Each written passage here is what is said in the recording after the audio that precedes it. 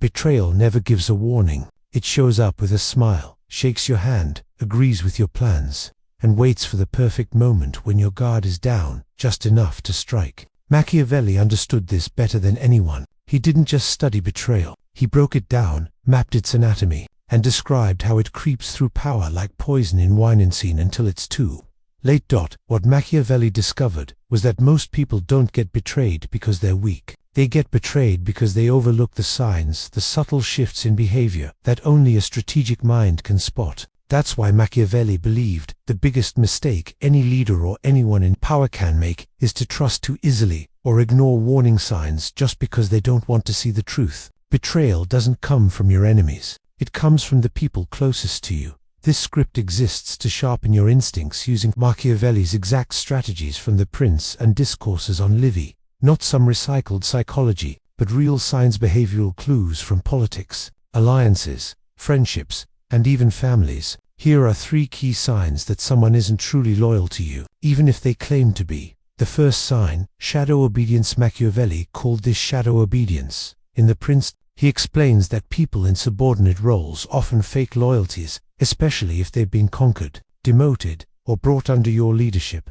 They obey not out of respect, but because they haven't regained their power yet. Until they do, they play along. But Machiavelli warns, the injury must be done all at once, lest he recover the ability to retaliate. Basically, silence isn't loyalty. Just because someone agrees with everything you say doesn't mean they're on your side. When someone who used to challenge you honestly suddenly just echoes your thoughts, that's a red flag. They're not more loyal. They're biding their time, laying low and waiting. Machiavelli shows this with Caesar Borgia's rule. After taking Rome, he put in a brutal governor who carried out harsh acts and then was executed publicly to earn the people's loyalty. The lesson: people fear cunning more than cruelty. The smartest will obey just long enough to take your place. Look around. The quiet colleague in meetings who never speaks up first. The friend who stopped giving real feedback. The partner who suddenly has no new opinions. These aren't signs of peace. They're signs of posture. People holding a position, waiting for the safe moment to strike. The second sign, overcommunication. Without clarity, Machiavelli repeatedly emphasized that true allies speak directly even when it's risky. But traitors, they talk a lot but say almost nothing. In Discourses, he explains how conspirators gain trust, not by silence but by excessive praise, long-winded agreement, and constant checking in. Their goal isn't to help, they're watching you, gathering intel. He wrote, "Men are less careful how they offend one who makes himself loved than one who makes himself feared. For love is preserved by the link of obligation, which ...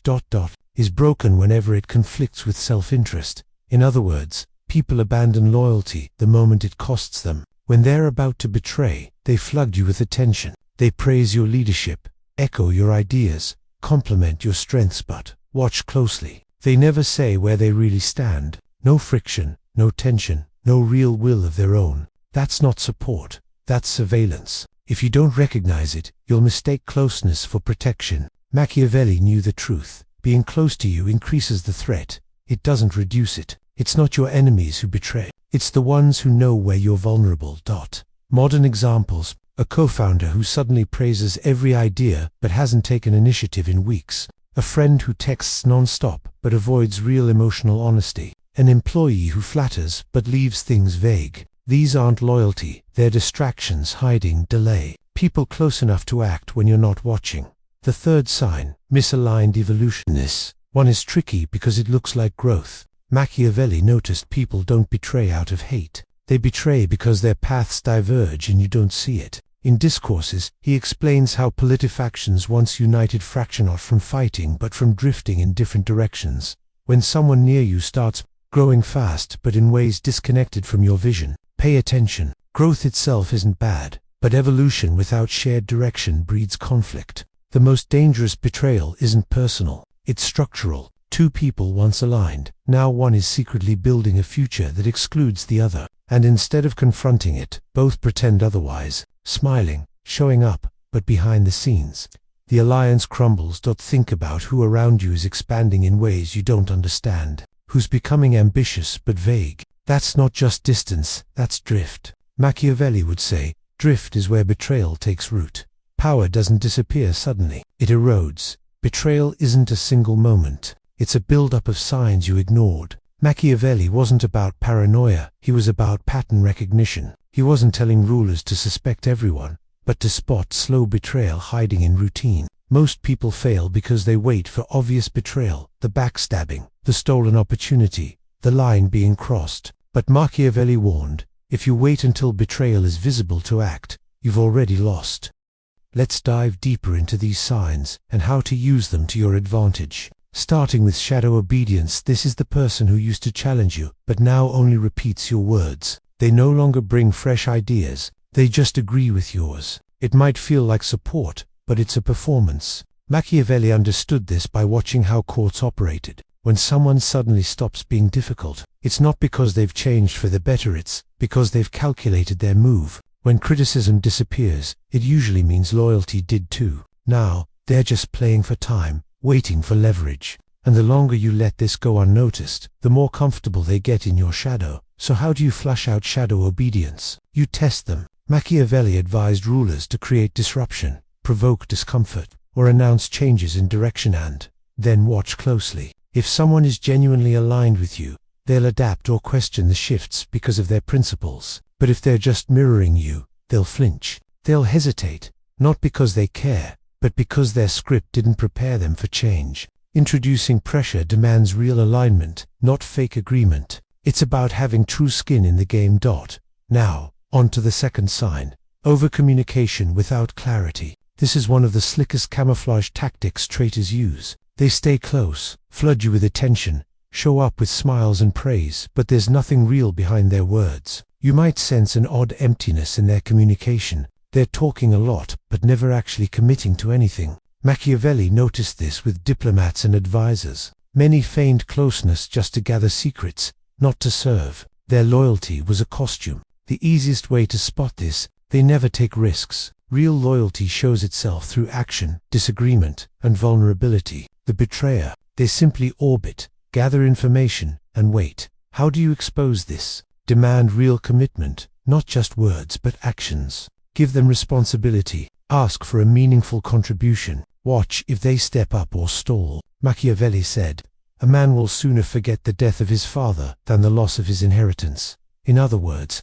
people protect what matters most. If someone avoids stakes, it means they aren't really invested, or, worse, they're already committed elsewhere. That brings us back to the third sign, misaligned evolution. This one's dangerous because it doesn't always feel threatening. It looks like growth. You might think they're just doing their own thing, and sometimes that's true. But Machiavelli warned of silent ambition, growth that's unannounced, unaligned, and it creeps up slowly, privately, and by the time you notice, the person has stepped out of your circle. They're not your ally anymore. They're a competitor with insider knowledge. This happened a lot in Florentine politics. Men who started loyal quietly built new networks and then moved when their old leader looked away. The betrayal wasn't sudden. The signs were there, but no one paid attention until it was too late. So how do you detect this early? Listen for shifts in language. People about to outgrow you start using words that exclude you. They talk about my goals instead of our vision. Their tone shifts. They act like outsiders in a room they once helped build. It's subtle, but Machiavelli urged vigilance. By the time they say it outright, the decision's already made. You test this by bringing the vision back to the center. Ask, "Are you still with me?" Then watch their energy, not their words. Does it align or hesitate? That hesitation is a fracture, and every fracture you ignore becomes a break. Now, here's the hard truth. Machiavelli didn't soften his tone. Even after you spot these signs, most people do nothing. Why? Because betrayal feels personal, it stings. When something feels personal, we hesitate. We hope we remember the good old days. We wait for proof. But Machiavelli was surgical, not sentimental. He wrote, "Men must be either caressed or annihilated," meaning there's no middle ground. Halfway loyalty is dangerous. If someone around you hesitates, postures, or drifts, and you let it slide, you're giving betrayal the space to grow. The right move. Act not out of anger or panic, but with silence, distance, careful observation, and if needed, removal. Don't argue, accuse, or try to change them. Instead, restructure the environment so they can no longer hold power. That's the Machiavellian way. It's not about cruelty. It's about clarity. The most powerful move is not striking the traitor after betrayal has happened. It's recognizing the betrayal before they realize you've seen it, and making sure the knife never leaves their pocket. You don't punish betrayal after the fact. You prevent it from ever being possible. Machiavelli's core principle. On the chessboard of power, if an opponent has the position to strike, it's already too late. What separates the ruler who keeps control from the one who falls isn't strength, it's anticipation. Most people don't anticipate. They trust in years spent together, shared wins, and secrets kept. But time doesn't equal trust. History doesn't equal loyalty. In fact, the people most likely to betray you are those who've watched the longest, who know your patterns, pressure points, and weaknesses. Machiavelli once wrote, "A wise prince ought to be cautious accepting the service of those bold enough to offend others, for that boldness may be used against him." Modern translation. If someone betrayed a previous leader to join you, they're likely to betray you for someone stronger. That leads to a bonus sign: many miss loyalty without roots. Now, there's a fourth sign that many miss loyalty without roots. You've probably seen this type before: the person who switches sides easily, who praises you one day but criticized someone else yesterday. They jump into your circle after being burned or rejected elsewhere, framing it as a fresh start, a second chance. But Machiavelli warns, beware the soldier who abandoned his last commander, not because he was wronged, but because he is at ease switching sides. They may appear loyal now, but only because you're winning. The moment you weaken, they're gone. Machiavelli illustrated this with the mercenaries of Renaissance Italy, fighters motivated by money, not loyalty. Princes who relied on mercenaries consistently fell. Mercenaries don't fight for the cause, they fight for the payout. When the risk becomes too great, they disappear. Today's mercenaries wear smiles instead of armor, speak your language, play your game until your value drops, then switch sides. So, how do you detect this kind of betrayal? Watch their history. Machiavelli stressed that past behavior is the best predictor of future action, not intent. Ask yourself, how did this person come to your side? Were they drawn by shared values or pushed away by someone else? Did they build with you from the ground up, or did they arrive after you were already winning? Those who join late tend to be the first to flee when times get tough. Here's the bottom line. Loyalty isn't about closeness, it's about cost. If someone never had to sacrifice anything to be with you, they haven't proven themselves. Machiavelli made it clear, he who is not willing to suffer for your gain will never suffer to defend your loss. So test loyalties privately and thoughtfully. Create small challenges, minor inconveniences, times when loyalty requires real effort. Watch who keeps standing by you. That's your actual circle. Now, let's debunk a dangerous myth that gets many powerful people crushed: the belief that good intentions prevent betrayal. They don't. Machiavelli was brutally honest. He saw rulers, generals, and citizens fall because they believed loyalty came from shared morals, kindness, or decency. But he wrote, "Men are ungrateful, fickle liars and deceivers, not because they're evil, but because their loyalty bends to and when interest shifts, so does allegiance." Here's a hard truth: someone can be kind to you, laugh with you, cry with you, and still betray you. Not out of hatred, but cold calculation. You're not safe because they like you. You're only safe if crossing you brings no benefit. That's why Machiavelli emphasized building structure over sentiment. He didn't trust people, he trusted systems, checks, balances, pressure points. He believed every powerful person should surround themselves with those who depend on them, not emotionally, but structurally. Not with love, but with leverage. That brings us to the next essential strategy. Once you spot signs like shadow obedience, overcommunication without clarity, misaligned growth, or loyalty without roots, don't wait for betrayal. Act, restructure, remove options. Machiavelli tells the story of Agathocles of Syracuse, who rose from private citizen to absolute power through ruthlessness and calculated moves. When his generals grew too comfortable and equal, he eliminated them not from hatred, but necessity. Because comfort breeds entitlement, and entitlement breeds betrayal. Today, you don't have to eliminate anyone physically. You just isolate threats from power, cut their access, divvy responsibilities, decentralize control. Don't let them run wild or lurk in shadows. Expose them not to shame, but to strip their power to strike. Here's the final Machiavellian principle: build your power so betrayal becomes irrelevant. Not because it won't happen, but because it won't work. Let them try, let them plot, let them smile behind your back. But if your structure is solid, your circle tested, and your vision unshakable, their betrayal will be like a blade, striking iron it won't cut, it will snap. Remember, the most dangerous betrayal isn't the one you see coming, it's the one you excuse. You notice a slight change in tone, a withdrawal, a hesitation that wasn't there before, and your instincts tighten. But then, like most people, you push it down, you rationalize it. They're just tired, or it's nothing. Because accepting the truth means doing something uncomfortable. Machiavelli called this softness, and softness destroys rulers. He saw it over and over. Smart, powerful men undone not by enemies, but by their unwillingness to accept that loyalty expires. He recounted how the Roman Republic didn't fall in a sudden coup. Instead, factions that once held together slowly parted ways, while leaders stayed blind, hoping old alliances remained. They didn't. The Republic collapsed because no one adjusted when loyalty began to fracture. So ask yourself, what are you ignoring right now? What signals are you downplaying because they seem minor? What changes in behavior are you pretending not to notice? Because that silence, that denial is where betrayal takes root. Machiavelli had no patience for those who ignored threats for emotional comfort. He believed in proactive detection of disloyalty. Leaders must keep testing, observing, unsettling, not out of cruelty, but necessity. Power isn't protected by love, it's protected by predictive judgment. One of his toughest lines: a wise prince should not keep faith when doing so would go against his interest. It sounds cold, but look closer. Machiavelli isn't glorifying betrayal. He's acknowledging loyalty is conditional. Even the trusted friend, advisor, or partner will turn if incentives shift. Your mistake is thinking loyalty is fixed. It's not. It moves with the winds of advantage. That's why he warned repeatedly,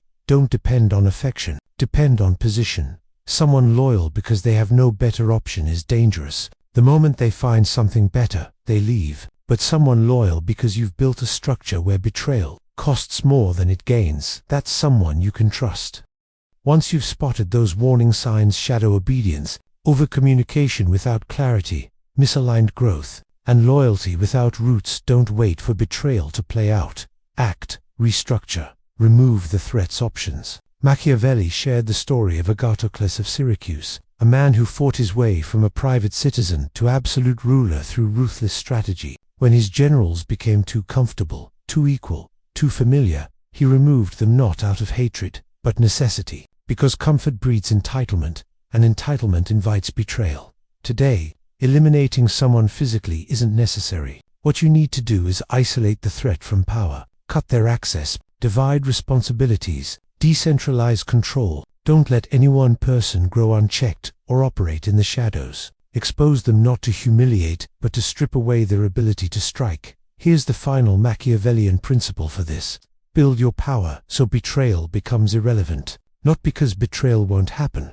but because it won't work. Let them try, let them plot, let them smile behind your back. But if your structure is sound, your circle is tested, and your vision unshakable, their betrayal will be like a blade hitting iron, won't cut through. It will snap. The most dangerous betrayal is not the one you see coming, it's the one you excuse. You notice a small shift in tone, a sudden withdrawal, hesitation that wasn't there before, and your gut tightens. But then, like most people, you suppress it, you rationalize it away. You say, they're just tired, or it's nothing, because acknowledging the truth means you have to act, and that's uncomfortable. Machiavelli called this softness, and softness is what destroys rulers. He observed this pattern throughout history. Good men, smart men, powerful men undone not by enemies, but by their refusal to accept that loyalty has an expiration date. In his discourses, he recounts how the Roman Republic fell not from sudden coups but from gradual factions that once worked together slowly drifted apart while leaders remained blind,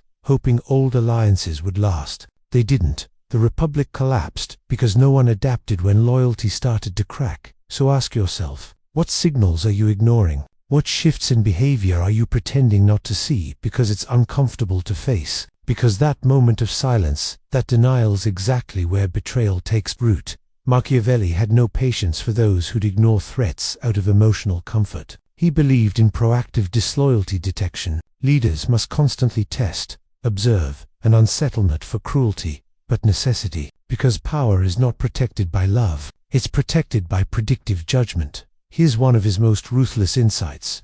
A wise prince should not keep faith when doing so conflicts with his interest. It sounds cold, but look closer. Machiavelli isn't glorifying betrayal. He's recognizing loyalty is situational. Even the most trusted friend, advisor, or partner will turn if the incentive moves far enough. Your mistake is thinking loyalty is fixed. It's not. It moves with the winds of advantage. That's why he repeatedly warns, don't depend on affection, depend on position. Someone loyal only because they have no better options is dangerous. The moment they find something better, they leave. But someone loyal because you've built a structure where betrayal costs more than it gains, that's someone you can count on. So how do you make loyalty the smartest, safest choice? Machiavelli's solution is twofold. Detect shifting interests early, and make defection more painful than loyalty. Here's how to do it in real life. Let's say someone close starts showing warning signs: a slight pullback in effort, lack of initiative,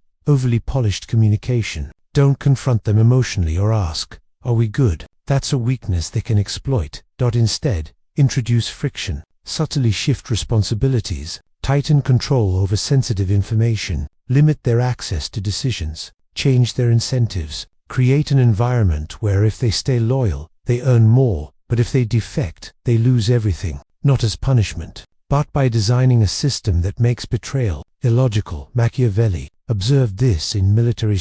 Rulers never risked letting any one general or advisor become so powerful their betrayal would matter. He admired Ferdinand of Aragon for constantly rotating alliances, keeping every power center guessing, never allowing one faction to grow too confident. This wasn't paranoia, it was architectural control. Machiavelli saw power as designing human behavior through structure, not intimidation. Here's a real-world application. If you run a business, never give one partner all the control. Build redundancy in. If someone's behavior shifts emotionally, test their dependency. Pull one resource, delay a privilege, restructure a role. Watch how they react. Do they push back constructively or withdraw? Do they seek clarity or grow defensive? Their response will tell you everything. Because here's what betrayal almost always looks like before it happens.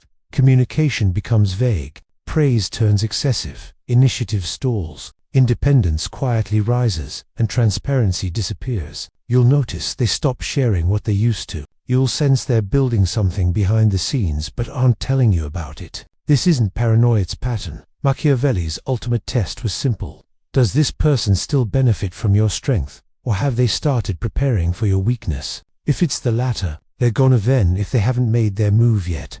But here's where most people fail. Emotion takes over. They get angry, confront, accuse. That's not the way. The Machiavellian move, silent recalibration. Don't explain, don't argue, just restructure. Shift the chessboard until the betrayer finds themselves isolated, exposed, irrelevant, without a single word from you. And here's the deeper strategy. Design your world so betrayal is always a downgrade. Then they'll never take the risk. This is how you survive betrayal before it strikes. Not by hoping people stay loyal, but by making loyalty the smartest move they can make. And if they still leave, if they still betray, let them. If you follow this correctly, by the time they betray, they'll have nothing left to gain. Now, let's get even deeper into how to handle betrayal once you detect it. Machiavelli didn't just focus on spotting betrayal. He laid out how to respond in a way that keeps you in control and prevents it from happening again. First, don't react impulsively. The worst thing you can do when you're certain someone is about to betray you is to confront them emotionally or rush into action. Betrayal demands calm and precision. Responding too quickly or with anger makes you lose the upper hand. Machiavelli was not just a thinker about power, he was a master of timing. He believed a threat is at its most vulnerable when it doesn't know it's been discovered. That's when the betrayer is still acting, still revealing themselves, still convinced they're invisible. In The Prince, Machiavelli tells how Cesare Borgia handled betrayal not by confronting it immediately, but by waiting until the evidence was undeniable. He then struck with a punishment so final and public it sent a clear message. Why wait? Because exposing someone without consequences only teaches them to be smarter next time. The lesson here is this: observe longer than you act, not to tolerate the betrayal, but to trap the traitor in their own overconfidence. If someone close to you is already on the path to betrayal, their ego will push them to overplay their hand eventually. When they do, don't meet them head. Instead, remove the terrain beneath their feet. Don't argue, plead, or warn. Quietly isolate their influence. Restrict their access to information. Rewire your power structure so they find themselves out of position and irrelevant before they even realize it. This is the Machiavellian art of preemptive exile, removing threats without war, without chaos. One of Machiavelli's favorite historical examples is Girolamo, the Dominican friar who briefly ruled Florence after the Medici fell. He ruled by inspiring fierce loyalty through religious fear. People followed him like a prophet, but once he lost favor with the Pope, he believed the people's love would protect him. He was wrong. Machiavelli wrote, "He who builds power on the people must know how to change when the people change." Savonarola didn't change. He clung to their love, believing it would save him. When the winds shifted and his enemies moved, he had no structure to fall back on, only sentiment. He was captured, tortured, executed, his ashes scattered in the Arno River. The lesson: never rely on affection for protection. You must build structures that last, even when trust fades. So, if you sense betrayal brewing, don't cut the betrayer off quickly. That's too loud. It gives them a platform, a stage, something to rally around. Instead, slowly fade them out. Reassign their duties. Stop the flow of important information to them. Bring in new trusted players beside them. Shift alliances subtly. Make their presence optional at first. Then make it invisible. They will notice, but they won't panic right away. The smart betrayer only panics when their position collapses. By the time they confront you, you'll already be in a world where they hold no leverage. This is what Machiavelli called the preemptive purge, not a violent removal, but a structural collapse of someone's influence. You don't attack, you erase the space they once occupied. Machiavelli also advised rulers to make examples, but only when necessary, and with finality. In his examination of Roman leadership, he explained how the Republic maintained order not through soft discipline, but through decisive, memorable punishment that was absolutely justified and unmistakably visible. He wrote,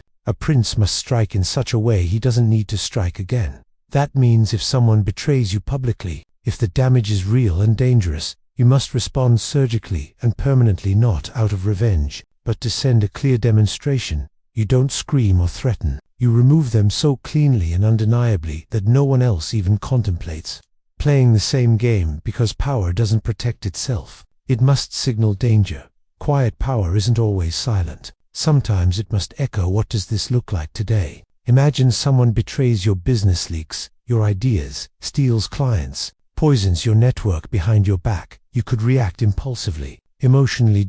Or Machiavelli would advise you to quietly cut their access. Expose their weakness subtly. Use their example as a case study, not to shame but to strengthen your position. You don't need to destroy people to win. You just need to make betrayal look like the dumbest move they ever made. Finally, Machiavelli teaches that once a traitor is neutralized, you must erase the past, not from memory, but from the environment. When conquering a state, the conqueror must deal all injuries at once. What does this mean? Once you act against betrayal, don't hold on to fragments. Don't keep the traitor's name in your mouth. Don't revisit the wound. Don't keep the bridge half burned. You end the chapter entirely, because the presence of a known traitor, even in memory, invites imitation. But when a betrayer disappears completely, that sends a signal far more powerful. Loyalty is demanded, and betrayal is forgotten.